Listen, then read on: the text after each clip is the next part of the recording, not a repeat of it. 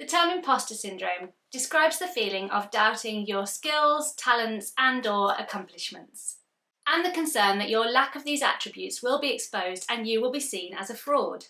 The notion was first introduced by Dr. Clance and Dr. Imes in 1978. It is common for neurodivergent people to experience imposter syndrome for a number of reasons. So in this video, I'm going to talk about that and some practical strategies that you can use if you're having issues in this area. A common form of imposter syndrome that neurodivergent people experience is diagnosis doubt. This might be a bigger issue if you were diagnosed later in life as an adult. For many late diagnosed neurodivergent people, our main explanation for why we were having difficulties in life was that we were just not as good at life as other people. That we were, for some inexplicable reason, just less capable of functioning. We told ourselves that we just needed to try harder, and then we berated ourselves when we were trying harder and still struggling. So we worked even harder, shaping ourselves into something that seemed more palatable and effective, adding layer upon layer of other people's styles, personalities, and ways of being onto this mask of normal that we created for ourselves in order to feel enough, in order to feel worthy. We hid our struggles and worked harder to achieve our goals. We made personal sacrifices, stayed up all night, and developed complex organisational systems just to keep up with the personal and career achievements of neurotypical people. When I first attempted independence at university, I was completely bewildered by how my peers seemed to be able to hand in their assignments, attend their classes, keep their clothes clean, and keep themselves fed, all without having a complete nervous breakdown. After all these years of considering ourselves failed humans, when we are finally given a diagnosis which explains our struggles, is it any surprise that we begin to wonder, perhaps I've just found a new excuse for my failings, when actually I'm failing at life because I'm a failure. Perhaps I'm so neurotic that I've just invented this entire thing and I just really need to get a grip. I'd imagine that this is even harder for people who haven't been privileged enough to access assessment and diagnosis and are self-diagnosed. Because then it's not just them not feeling valid, this is coming from other people and sometimes from within the neurodivergent community. Additionally, when the media representation of neurodivergence looks nothing like us, is it any wonder that we doubt ourselves?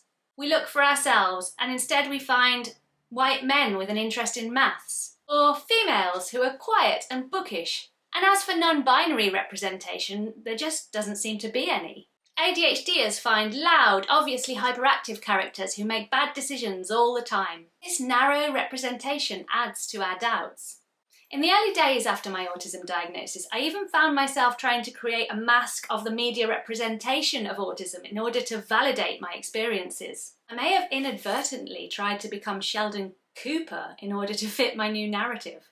Whether officially diagnosed or not, we will regularly encounter people who doubt our diagnosis, and sometimes these doubts even come from within the medical community, the people responsible for our care. They tell us that we don't look autistic or that it must be very mild. They say they would never have guessed we had ADHD, or worse yet, they say that ADHD doesn't even exist. That it's a made-up diagnosis to sell medication or an excuse for parents to pass the buck on their children's difficult behaviour. So we receive the message from the people around us and from the media that our diagnosis is probably wrong, or that it isn't an adequate explanation for our struggles. Another thing that added to my sense of imposter syndrome within the autism community is what I now know to be my comorbid diagnosis of ADHD. I didn't know that I had ADHD, but I knew that what I was experiencing wasn't entirely explained by an autism diagnosis. Why did I crave novelty and excitement? Why could I not stop talking? And why did many of my special interests last days or weeks, not months? Why, despite all the work that I was putting into autism strategies, did I feel like I still couldn't cope? Getting the diagnosis has definitely helped me to feel more valid, but there are times when I feel like I don't really fit into either community. Side note, this is why online communities are so important, because this is where you find the niches within the niches. And gradually, as more and more creators start to talk about the autism and ADHD combination, I start to feel more represented.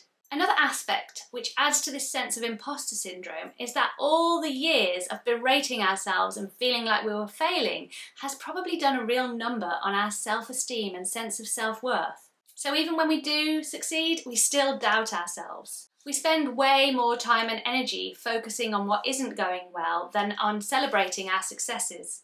We still tell ourselves that we need to try harder and to do better. Or we compare ourselves to others unfavourably. Sure, we did well, but they did even better, so we don't deserve to celebrate our successes. Or we wonder, is our success like a kind of pity because people expect less from us? When someone recognises our successes, we wonder, is this like a kind of charity recognition?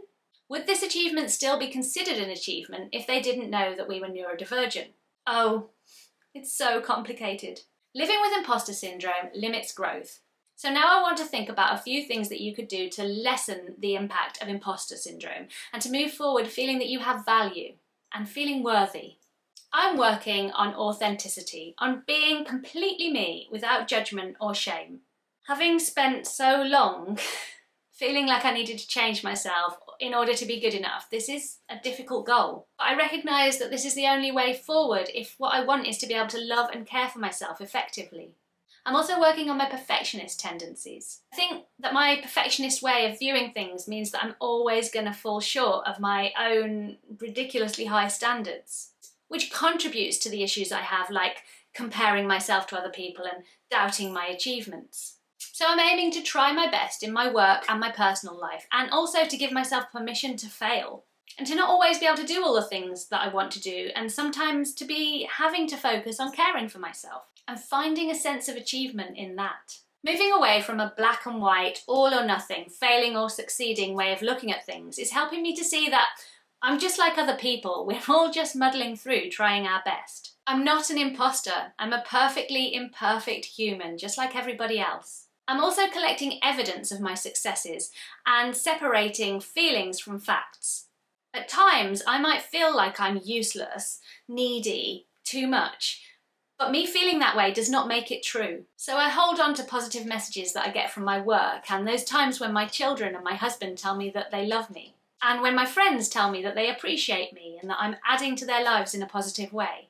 This evidence contradicts my feelings. So I can use it to remind myself that the reason I have these negative feelings is because of my neurodivergence and associated trauma, and not because it's true. I'm also using affirmations based on this feedback and on my sense of what I think is good about myself. In time, when I respond to these negative thoughts with evidence and affirmations, it will become easier for me to think that way. In time, I hope that it will become my instinctive way of viewing myself. When it comes to diagnosis doubt with neurodivergence, I think that it takes time to move through the stages of doubt and into a place where you feel more valid within that diagnosis. In the first few years post-diagnosis, I regularly doubted my autism label.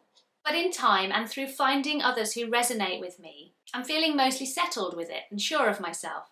My struggles were and are real, and autism and ADHD are the best explanation for those struggles. Therefore, my diagnoses are valid.